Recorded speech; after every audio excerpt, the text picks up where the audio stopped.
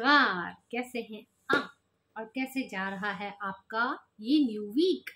आशा करती हूँ आप मस्त होंगे, स्वस्थ होंगे और खुश होंगे। तो क्योंकि आज का सेगमेंट हमने शुरू करना है अनसर्टेनिटी से, तो उसमें मैं सबसे पहले जो बैच फ्लावर लेना चाहूँगी वो है स्क्लेरेंथस। स्क्लेरेंथस के बारे में मैंने आपको कल की वीडियो में भी कहा था कि जब वेदर चेंज होता है तब भी आपका माइंड जो है वो कंफ्यूजन में जाता है, ये करूँ वो करूँ वो करूँ।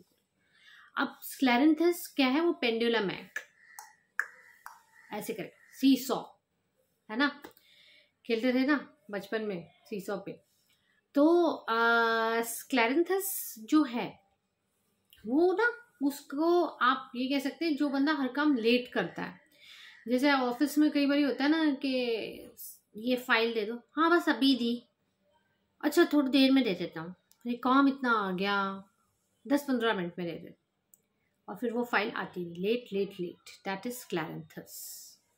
स्क्लेरेंथस के और एग्जाम्पल दूँ तो स्क्लेरेंथस का काम ये है कि ये जो लोग होते हैं स्क्लेरेंथस वाले, ये प्रोक्रेस्टिनेट बहुत ज़्यादा करते हैं और हर चीज़ को पोस्टपोन करते हैं। जैसे कि इनका इम्पोर्टेंट काम है, ऑफिस का काम है, पता है ये ऑफिस का काम है, ये करना है, चल यार ऑफिस का काम है, पता करना है, इसको अभी साइड पे रख, पहले ये कर लेते हैं वो कर ले, फालतू की चीज़ें पहले करेंगे बाद में। अरे ऑफिस का काम साइड पे रखो, पहले वो आज वो सीरियल आने वाला था ना, चलो उसको लगा, ज़रा ईयरफोन लगा के सुनेगा। तो ये फालतू का काम हुआ ना, काम का काम नहीं हुआ ना। ये जो लोग हैं ये भी स्क्लेरेंथस वाले हैं, ठीक है, जो काम इम्पोर्टेंट है उसको छोड़ के दूसरा काम करना। अब स्क्लेरेंथस वाले वो लोग भी हैं, जैसे अब जैसे गणपति आ रहे हैं, ठीक है, तो आप बाहर शॉपिंग करने गए कि मैं गणपति की शॉपिंग करके आ रहा हूँ, लेकिन आप कहाँ चले गए, आप तो अपने लिए ट्राउज़र खरीदने चले गए, गॉगल्स खरीदने चले गए। वो इम्पोर्टेंट काम था ना आपका, आप उस काम के लिए निकले थे ना, लेकिन आपने नहीं किया। अब इनकी खूबी क्या होती है, जैसे सेरेटो वाले तो होते हैं वो सबसे डिस्कस करते हैं, ये किसी से डिस्कस नहीं करेंगे, ये अपने आप में अंदर ही परेशान रहेंगे, ये किसी को नहीं बताते कि इनका प्रॉब्लम क्या है। तो इसलिए, और ऐसे ये जो लोग होते हैं स्क्लेरेंथस वाले, इनको ट्रैवल सिकनेस भी बहुत रहती है। तो अगर ट्रैवल सिकनेस आप जानते हैं किसी को है तो उसको स्क्लेरेंथस ज़रूर दीजिए और कोकुलिस के साथ दीजिए और फिर देखिए फ़र्क। बट देन अभी हम बैच फ्लावर पे रहते हैं, तो ट्रैवल सिकनेस है तो भी आप स्क्लेरेंथस लें। अगर आपका बच्चा एग्ज़ाम में ब्लैंक हो जाता है, उसका भी रीज़न ये है कि उसके पास इंफॉर्मेशन सारी है। स्क्लेरेंथस वाले लोग जो होते हैं उनके पास इंफॉर्मेशन सारी होती है कि उनको क्या करना है, कब करना है, कैसे करना है, बट एम मौके पे आके डब्बा गुल कंफ्यूज हो जाते हैं, पहले ये करूं या पहले वो करूं। तो फिर ऐसे बच्चों को भी स्क्लेरेंथस भी दें, या ऐसे बड़े बड़े लोगों को भी जो बोर्ड मीटिंग वगैरह अटेंड करने जा रहे हैं और फिर एकदम से ब्लैंक हो गए कि भाई अब बोलना क्या है यहाँ पे, पहले ये बोलूँ या पहले वो बोलूँ, तो वो लोग भी स्क्लेरेंथस ले सकते हैं। अब जिन लेडीज़ के पीरियड्स लेट हो गए वो भी स्क्लेरेंथस ले सकती हैं। अब जिन मदर्स हैं उनको डिलीवरी का डेट चला गया है, अब बच्चा बाहर आ नहीं रहा, उनको हर 10 मिनट्स में अगर आप स्क्लेरेंथस देते हैं 4-4 बूंदे, आप देखेंगे बच्चा आराम से निकल गया।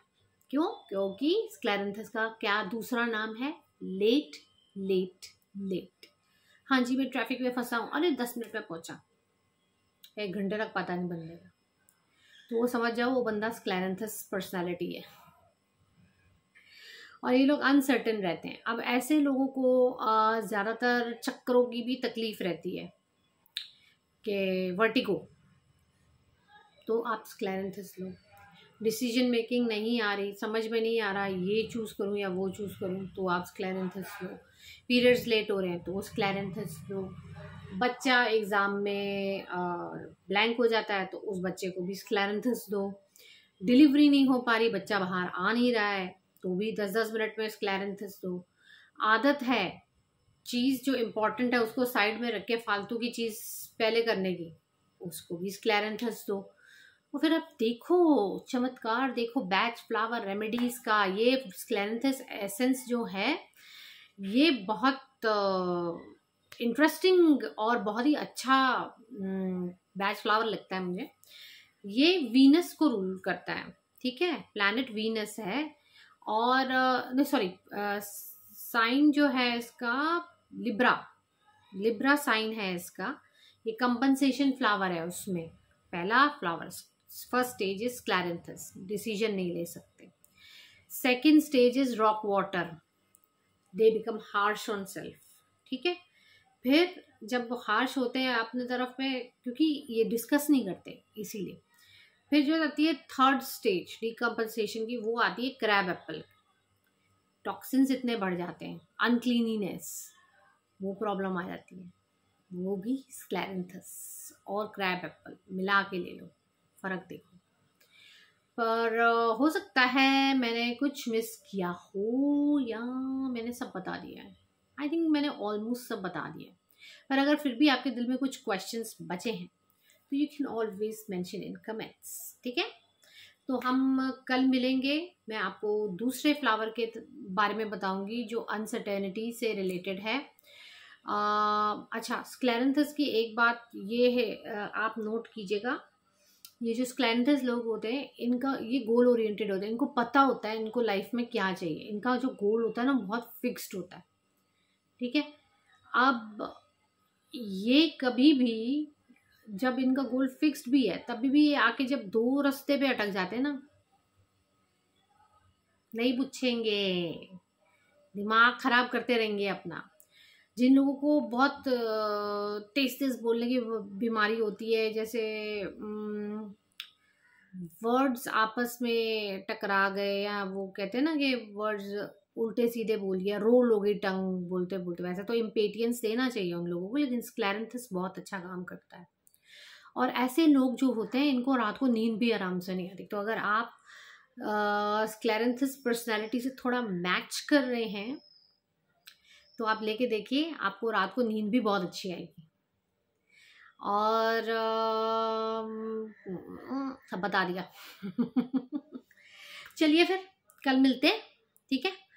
तो तब तक के लिए नमस्कार। आशा करती हूँ कि ये वीडियो आपको आप या आपके किसी अपने की मदद करे, और लोगों को भी आप फॉरवर्ड कीजिए बैच फ्लावर की तरफ, थोड़ा जागरूक कीजिए, क्योंकि ये इमोशनल हीलिंग के लिए ज़रूरी है, मेंटल स्टेट को ठीक रखने के लिए ज़रूरी है, ठीक है।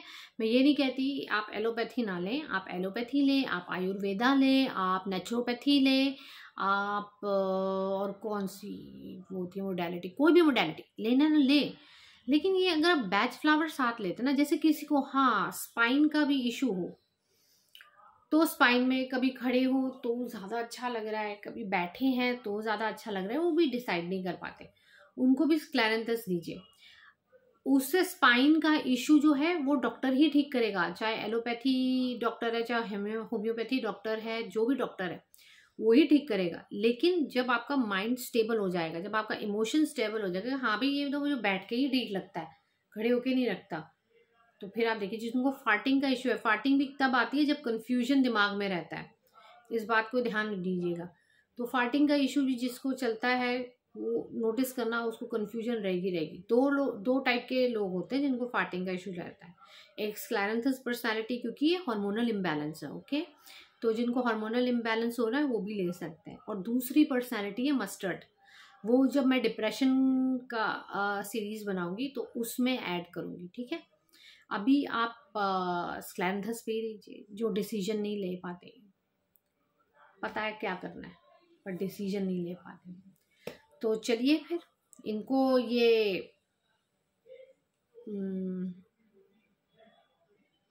ठीक है, फिर चलते हैं, ओके।